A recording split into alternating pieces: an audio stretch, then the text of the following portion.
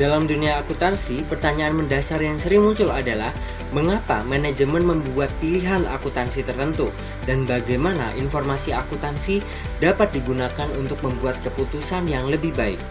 Perkenalkan, kami dari kelompok 4. Pada kesempatan yang berharga ini, kami akan mempersembahkan sebuah topik presentasi mengenai pendekatan prediktif dan pendekatan positif.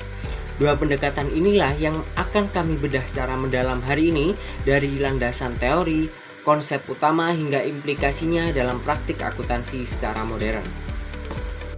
Sebelum masuk ke inti materi, izinkan kami untuk memperkenalkan diri terlebih dahulu. Kelompok 4 terdiri dari yang pertama ada Muhammad Faisal Solahuddin dengan NIM belakang 047, ada Dianata Amelia dengan NIM belakang 001, ada Andriana Apriza dengan NIM belakang 064, ada Risa Adinda Lestari dengan NIM belakang 111, ada Nisa Ivania Putri dengan NIM belakang 292, dan ada Regita Indah Cahyani dengan NIM belakang 220. Baik, pada kesempatan kali ini saya akan membahas pendekatan prediktif dalam konteks akuntansi. Pada penelitian yang kita bahas kali ini, awalnya para peneliti akuntansi menghadapi sebuah pertanyaan penting, yaitu dari berbagai metode akuntansi yang tersedia, metode mana yang sebenarnya paling baik digunakan. Nah, permasalahan ini itu tidak mudah dijawab karena setiap metode itu memiliki kelebihannya masing-masing. Nah, dari sinilah muncul pendekatan prediktif. Pendekatan prediktif sendiri memiliki arti bahwasanya metode akuntansi yang paling baik adalah metode yang memiliki kemampuan paling tinggi dalam memprediksi kejadian di masa depan dan seberapa berguna metode tersebut dalam membantu pengambilan keputusan di masa depan. Nah, dalam perkembangannya, penelitian dalam metode prediktif ini sendiri dibagi menjadi dua aliran utama. Pada aliran pertama yaitu berfokus pada kemampuan tata akuntansi dalam menjelaskan dan memprediksi kejadian ekonomi seperti kinerja perusahaan atau justru memungkinkan perusahaan tersebut mengalami kebangkrutan. Sedangkan di aliran yang kedua berfokus pada bagaimana data akuntansi dapat menjelaskan atau memprediksi reaksi pasar seperti perubahan harga saham setelah laporan keuangan diumumkan. Selanjutnya, peneliti menggunakan analisis deret waktu atau time series analysis untuk memahami pola data akuntansi dari waktu ke waktu. Dari penelitian ini, peneliti menemukan bahwasannya laba perusahaan tidak sepenuhnya acak. Laba tahunan perusahaan cenderung mengikuti pola tertentu, sedangkan laba triwulanan atau kuartalan memiliki pola yang lebih terstruktur seperti pola musiman. Kemudian peneliti mencoba memprediksi laba di masa depan dan ditemukan bahwasanya model yang kompleks tidak selalu lebih baik dibandingkan metode sederhana. Namun, data yang lebih rinci seperti penjualan dan laba ternyata lebih membantu dalam meningkatkan akurasi prediksi, dan hal ini menunjukkan bahwa kualitas dan detail informasi sangat berpengaruh terhadap kemampuan prediksi.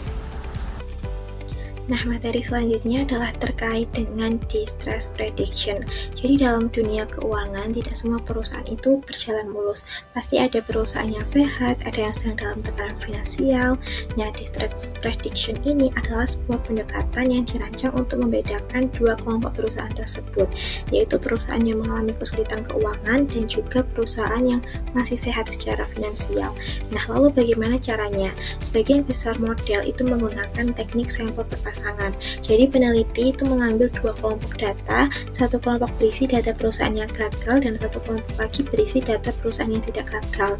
Nah, kedua kelompok itu dibandingkan dengan tujuan untuk menemukan formula atau rasio keuangan yang paling akurat untuk membedakan kelompok keduanya. Nah, kalau kita bisa mengidentifikasi sinyal kegagalan perusahaan lebih awal, maka keputusan baik dari sisi manajemen, investor maupun kreditur itu bisa diambil jauh lebih tepat dan lebih bijak. kita tahu apa itu distress prediction, sekarang kita akan melihat bagaimana para peneliti ini mencoba membangun model-model prediksinya.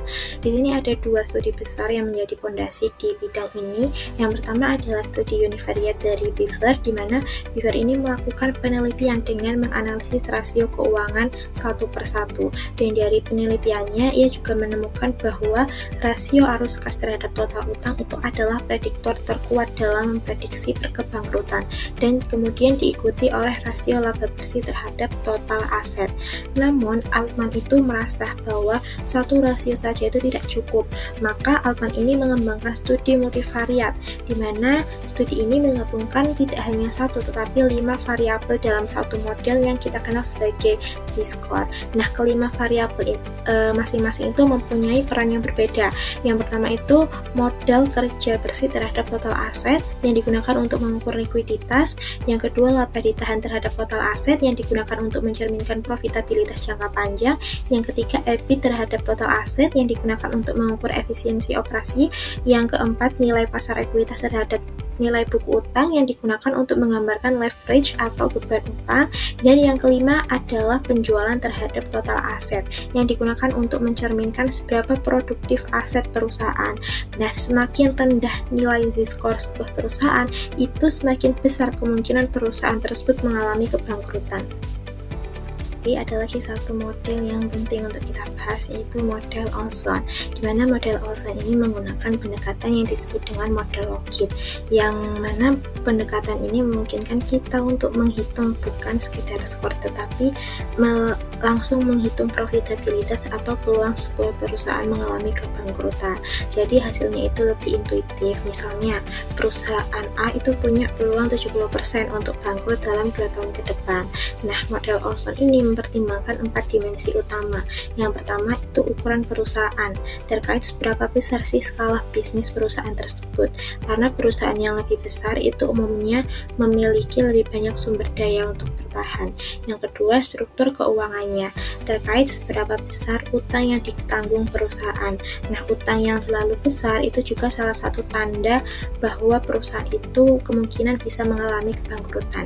Yang ketiga adalah kinerja. Apakah perusahaan itu menghasilkan laba atau tidak? Karena perusahaan yang terus merugi dan tidak menghasilkan laba itu tentu memiliki resiko yang lebih tinggi. Dan yang keempat adalah likuiditas, terkait apakah perusahaan itu mampu membayar kewajiban jangka pendeknya. Nah, hal ini penting karena banyak perusahaan itu sebenarnya profitable tetapi bangkrut karena kehabisan uang di kasnya. Oke, setelah kita melihat 3 model tadi, sekarang kita akan membahas terkait keunggulan dan juga keterbatasannya. Yang pertama, model diskriminan ini jauh lebih cepat dan juga efisien. Jadi model ini itu bisa memproses informasi yang sama dalam hitungan detik dengan biaya yang jauh lebih rendah.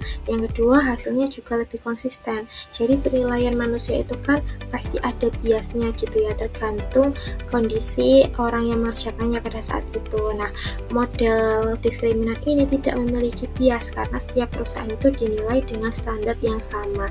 Yang ketiga, model ini juga mendukung pengambilan keputusan yang strategis, di mana manajemen di level atas itu bisa menetapkan kebijakan kredit atau manajemen risiko berdasarkan output model, bukan hanya dari intuisi saja. Kemudian untuk keterbatasannya, yang pertama itu tidak ada teori ekonomi yang kuat di balik pemilihan variabel. Jadi variabel-variabel yang digunakan itu sebagian besar dipilih berdasarkan hasil empiris, mana yang secara statistik itu paling akurat, bukan dari landasan teori. Yang kedua, model ini juga hanya mengukur peristiwa yang bisa diamati seperti kebangkrutan hukum, gagal bayar, padahal kesulitan keuangan itu tidak hanya kebangkrutan ataupun gagal bayar saja. Yang ketiga, generalisasinya itu terbatas. Jadi rasio yang terbukti akurat untuk perusahaan manufaktur di Amerika misalnya belum tentu relevan untuk perusahaan di industri berbeda atau di negara berkembang seperti Indonesia. Jadi model-model ini memang sangat berguna, tetapi tetap harus digunakan dengan pemahaman yang kritis. Kita tidak boleh menerima model-model tersebut dengan mentah-mentah. Oke, kita lanjut ke materi selanjutnya tentang bond rating. Sebenarnya apa bond rating? Jadi mungkin kalian lebih familiar ya dengan namanya peringkat obligasi. Kalau secara sederhana, kalau diartikan bond rating itu sebenarnya untuk menunjukkan seberapa besar resiko dari suatu obligasi. Kenapa? Yang nantinya dia itu akan mengaruhi tingkat imbal hasil atau yield yang nantinya diminta sama investor. Nah, resiko dalam obligasi ini dia itu dipengaruhi oleh beberapa hal. Misalnya mulai dari resiko gagal bayar, terus kondisi pasar di saat itu, apakah ada inflasi atau tidak, dan juga perubahan suku bunga yang terjadi di negara kita. Nah, salah satu contoh model yang digunakan untuk menjelaskan teman-teman perbedaan resiko ini adalah ada yang namanya model Fisher. Model ini itu melihat 4 faktor utama, mulai dari stabilitas laba perusahaan, terus ada juga kemampuan perusahaan dalam memenuhi kewajiban perusahaan, lalu struktur modalnya dan juga nilai pasar obligasi dari perusahaan itu. Nah, penelitian selanjutnya biasanya itu dilakukan teman-teman dalam 2 tahap. Apa 2 tahap itu? Yang pertama adalah membangun model dari data akuntansi.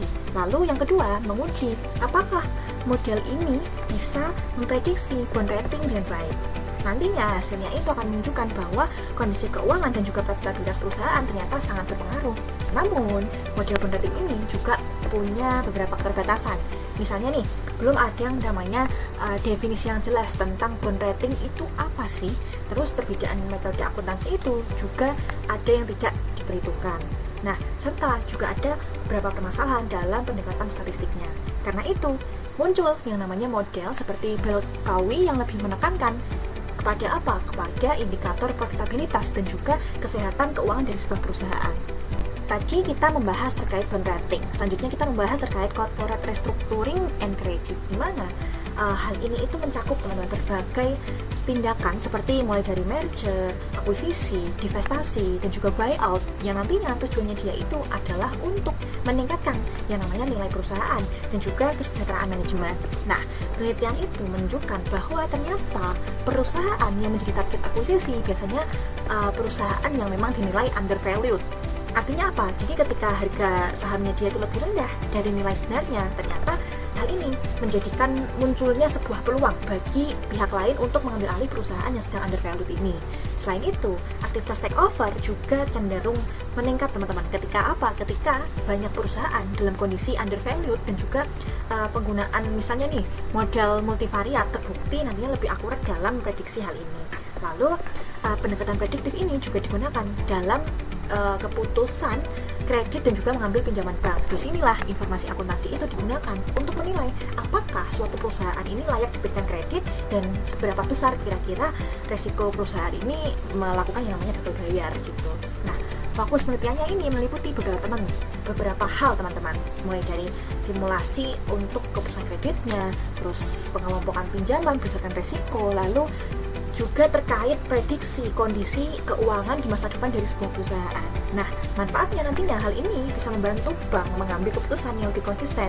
Mau didanai nggak ya? Apakah nantinya lebih efisien? Apakah nantinya lebih akurat dalam memprediksi yang namanya sebuah risiko kredit? Jadi di sini saya akan menjelaskan tentang capital markets dan assets pricing. Jadi topik kali ini kita akan membahas bagaimana pasar modal itu menentukan harga saham dan return investasi berdasarkan informasi yang tersedia, terutama informasi akuntansi. Nah, pada topik kali ini itu membahas beberapa poin penting. Yang pertama, informasi akuntansi yang biasanya digunakan oleh investor.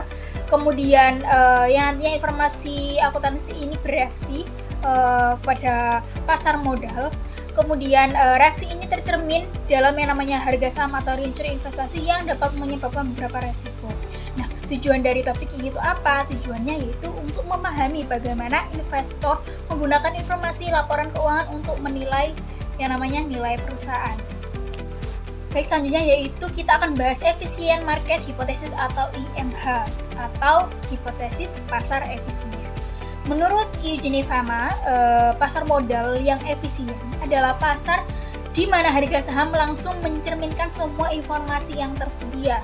Jadi, pasar efisien adalah pasar di mana harga saham langsung mencerminkan semua informasi yang tersedia. Nah, teori ini itu terdapat 3 bentuk, yaitu weak form atau yang lemah, kemudian semi strong atau yang setengah kuat, kemudian strong form atau yang kuat. Dari yang pertama yaitu weak form yang lemah. Jadi di sini adalah efisiensi di mana harga saham mencerminkan semua informasi masa lalu, seperti contohnya harga historis, kemudian volume perdagangan, dan tren harga. Jadi pada Weekform efisiensi ini, analisis grafik harga masa lalu itu tidak cukup untuk memperoleh keuntungan abnormal. Jadi analisis teknikal ini tidak bisa mengalahkan pasar. Kemudian yang kedua yaitu semi-strong form efisiensi, di mana harga saham mencerminkan semua informasi publik seperti laporan keuangan, kemudian berita perusahaan, pengumuman dividen, dan berita ekonomi. Nah, begitu laporan laba nanti diumumkan, harga saham akan langsung bereaksi. Nah, harga ini mencerminkan semua informasi publik di mana laporan keuangan itu langsung mempengaruhi harga saham. Kemudian yang terakhir yaitu strong form efisiensi, di mana harga saham mencerminkan semua informasi termasuk informasi publik, kemudian informasi internal atau insider information. Bahkan orang dalam perusahaan pun tidak bisa memperoleh keuntungan abnormal secara konsisten. Jadi harga di sini itu mencerminkan semua informasi termasuk internal maupun eksternal.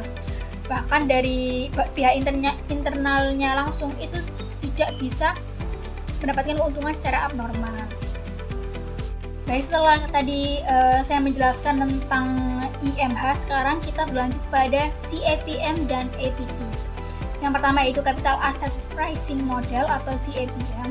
CAPM ini adalah model yang digunakan untuk menentukan beberapa return atau keuntungan yang wajar dari suatu investasi berdasarkan tingkat resiko pasarnya.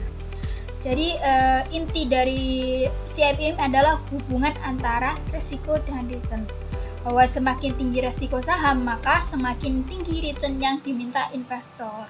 Nah, rumus dasar dari CAPM ini adalah IRI sama dengan IRF beta I dikali E RM dikurangi RF, yang dimana IRI ini adalah return yang diharapkan oleh saham, kemudian RF ini tingkat bebas resiko, kemudian beta itu resiko sistematis saham, kemudian IRM adalah return pasar. Selanjutnya yaitu APT atau arbitrage pricing theory. Jadi APT ini adalah model yang digunakan untuk menjelaskan return saham berdasarkan banyak faktor ekonomi, bukan cuma satu. Kalau capital asset pricing itu fokusnya cuma satu, yaitu faktor pasar, reaksi pasar, resiko pasar. Kalau ini terdiri dari beberapa faktor banyak, tidak seperti CAPM. Jadi contoh faktornya itu seperti inflasi, kemudian suku bunga, pertumbuhan ekonomi, harga minyak, nilai tukar, dan lain-lain. Jadi APT ini adalah menilai return saham berdasarkan beberapa faktor makroekonomik, bukan hanya pada resiko pasar. Baik, selanjutnya kita akan mengenal yang namanya Black-Scholes model dan market model and beta estimation.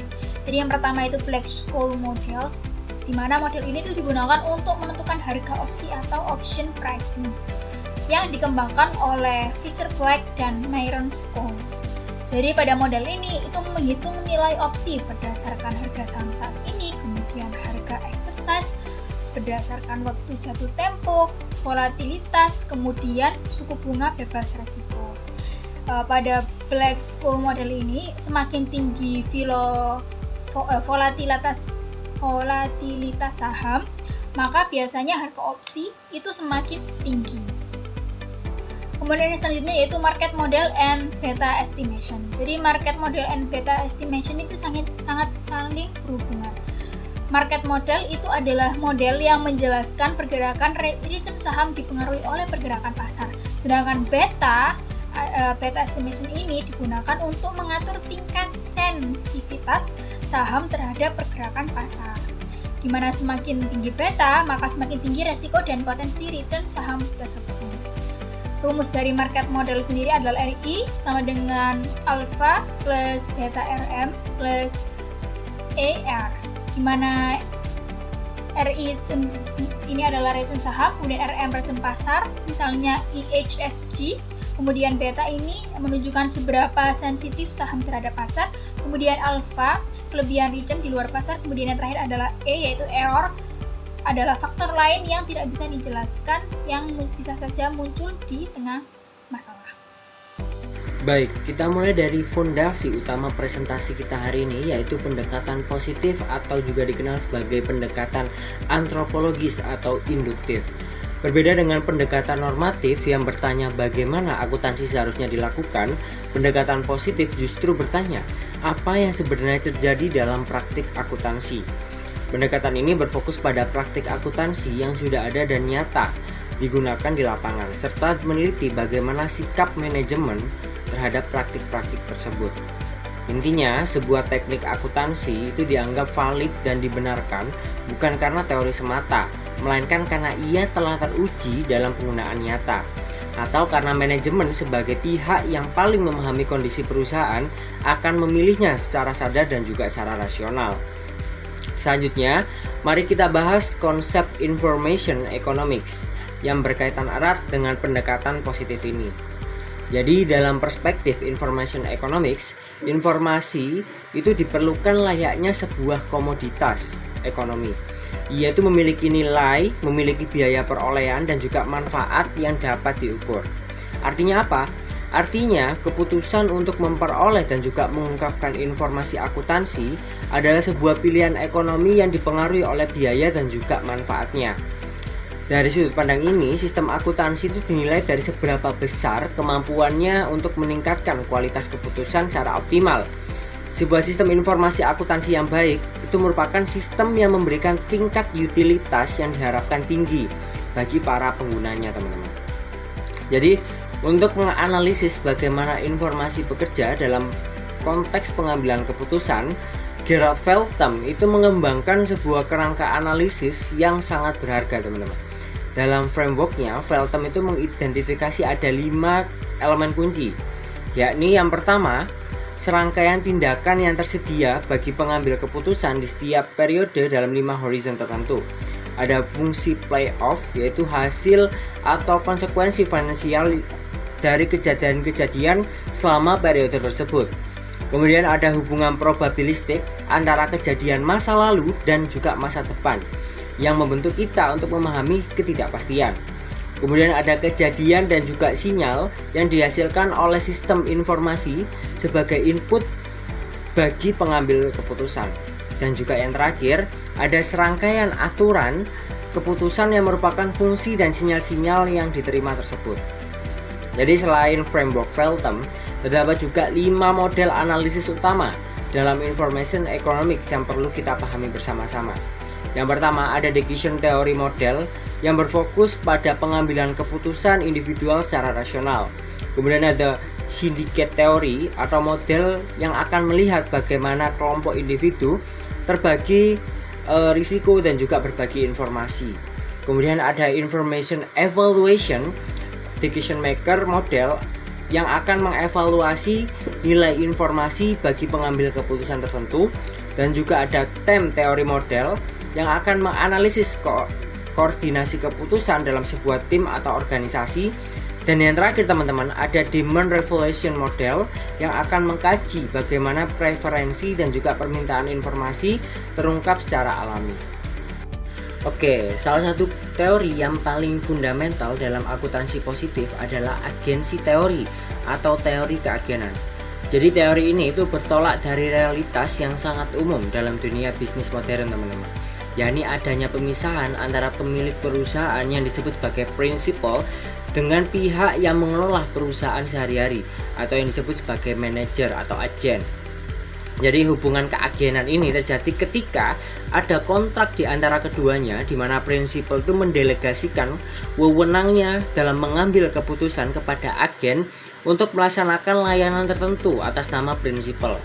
Jadi pertanyaannya kemudian muncul, yakni bagaimana memastikan bahwa agen ini itu bertindak demi kepentingan prinsipal, bukan demi kepentingan dirinya sendiri. Jadi inilah inti permasalahan dari keagenan yang disebut juga sebagai agency problem. Jadi untuk menjawab tantangan tersebut muncullah 2 paradigma besar. Yang pertama ada paradigma principal agent paradigm atau paradigma analitis, dan juga paradigma analisis ini itu menggunakan model matematika formal yang sangat ketat untuk merancang kontrak optimal antara prinsipal dan juga agen. Nah, tujuannya untuk apa? Tujuannya adalah untuk menyelaraskan insentif antara keduanya, sekaligus juga mendistribusikan risiko secara lebih efisien. Jadi ciri khas dari paradigma ini adalah sifatnya yang cukup formal teman-teman, dan juga cukup normatif, yaitu berusaha untuk mencari kontrak terbaik secara teoritis. Bayangkan seperti kita akan merancang blueprint bangunan yang sempurna di atas kertas sebelum kita akan membangun bangunan tersebut. Dan yang kedua ada paradigma positive agency paradigm.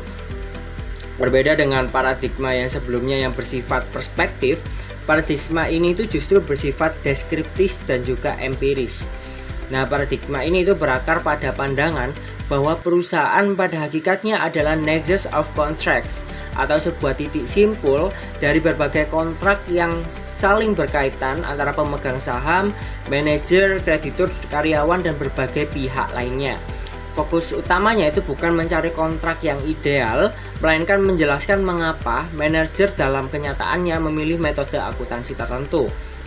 Jadi ciri khas dari paradigma ini adalah bersifat deskriptif, positif, dan juga menjelaskan perilaku aktual dari manajer itu sendiri. Analoginya sederhana, jika paradigma analisis tadi itu seperti arsitek yang merancang rumah ideal, maka paradigma positif ini seperti sosiolog yang mengamati dan juga menjelaskan bagaimana orang-orang sesungguhnya itu membangun dan juga menghuni rumah mereka. Oke, kita masuk ke topik yang sangat relevan dengan praktik akuntansi nyata, yakni income smoothing atau perataan laba. Jadi untuk memahami fenomena ini kita perlu mengenal namanya Gordon's Theorem. Jadi Baron Gordon itu merumuskan ada 4 proporsi yang menjadi landasan dari teori income smoothing. Yang pertama adalah manajemen akan memaksimalkan utilitas atau kesejahteraan mereka sendiri dalam memilih prinsip akuntansi yang akan diterapkan. Kemudian yang kedua, utilitas manajemen ini akan meningkat seiring 3 hal berikut. Yang pertama, terjaganya keamanan kerja, meningkatnya pendapatan mereka, dan juga bertumbuhnya ukuran perusahaan.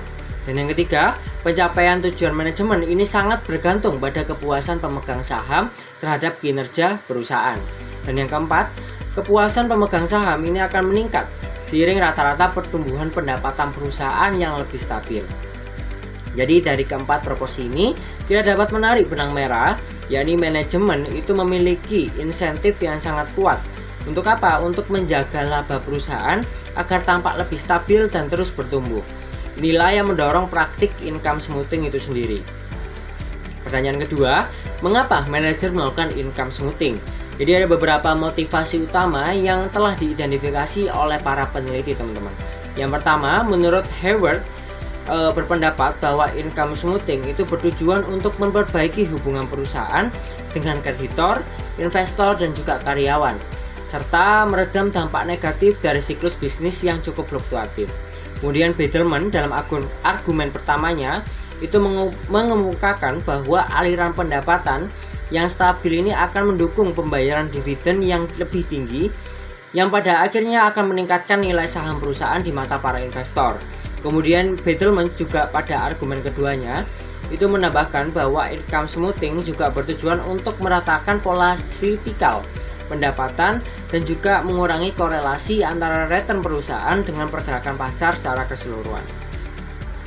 Oke, sekarang kita tiba dari inti positive accounting teori, yaitu 3 hipotesis utama yang dikemukakan oleh Watts dan Zimmerman, 2 tokoh yang paling berjasa dalam membangun teori akuntansi positif.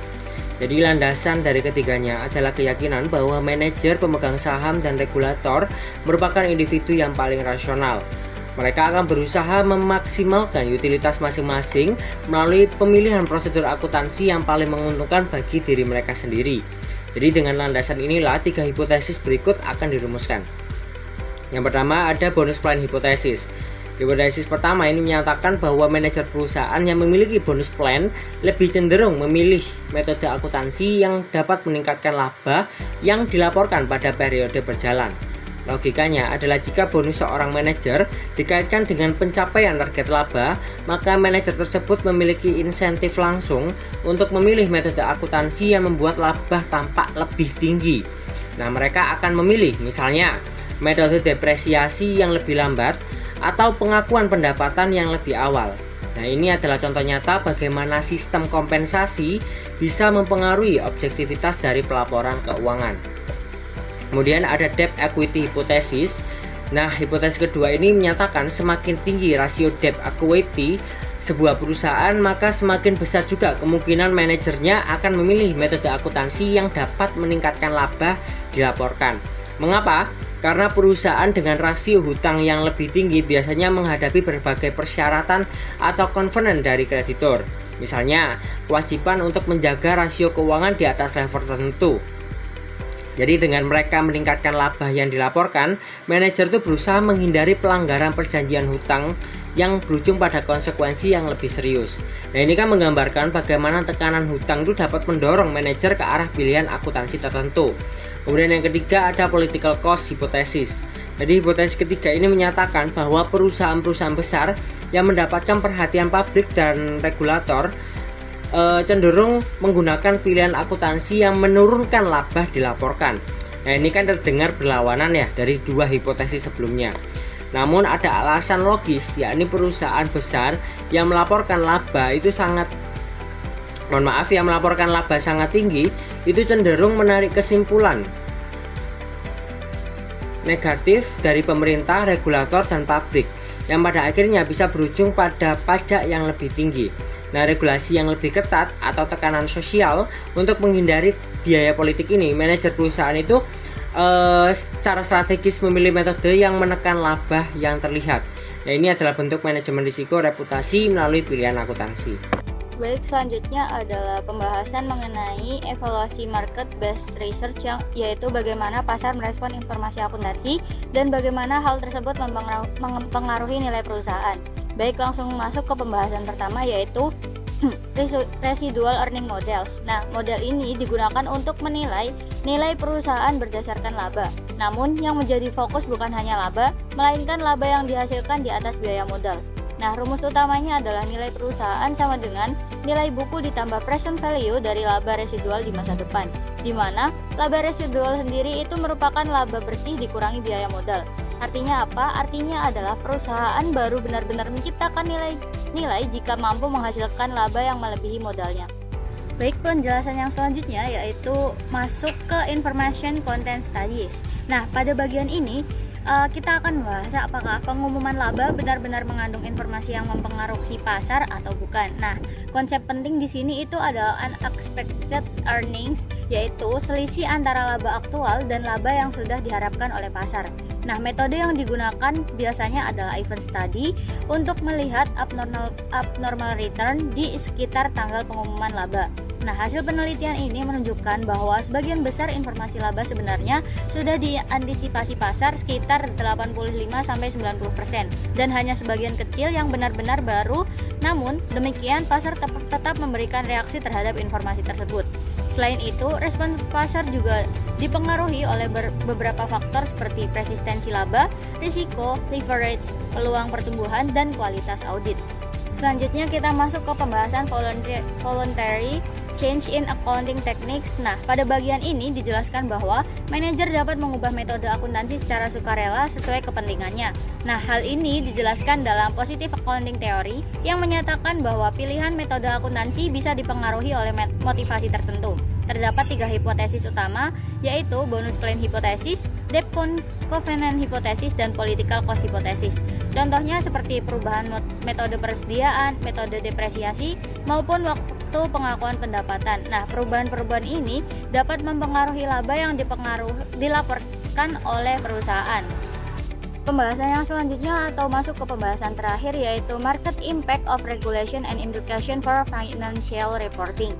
Nah, pada bagian ini kita melihat bagaimana regulasi akuntansi mempengaruhi pasar dan laporan keuangan. Regulasi seperti IFRS, PSAK, dan OJK bertujuan meningkatkan transparansi dan kualitas informasi.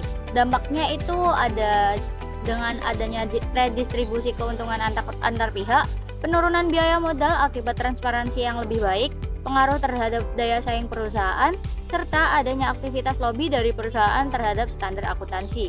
Jadi, regulasi tidak hanya berdampak pada laporan keuangan, tetapi juga pada perilaku perusahaan dan pasar secara keseluruhan. Nah, sebagai penutup dapat disimpulkan bahwa informasi akuntansi memiliki peran penting dalam mempengaruhi keputusan investor dan nilai perusahaan di pasar. Ya. Oke, kita telah memahami bagaimana pendekatan positif dalam akuntansi hadir bukan untuk menggantikan teori normatif, melainkan untuk melengkapi dengan perspektif yang lebih membumi, melihat akuntansi sebagaimana adanya bukan sebagaimana semestinya. Terima kasih atas perhatian dan kesempatan yang diberikan. Wassalamualaikum warahmatullahi wabarakatuh.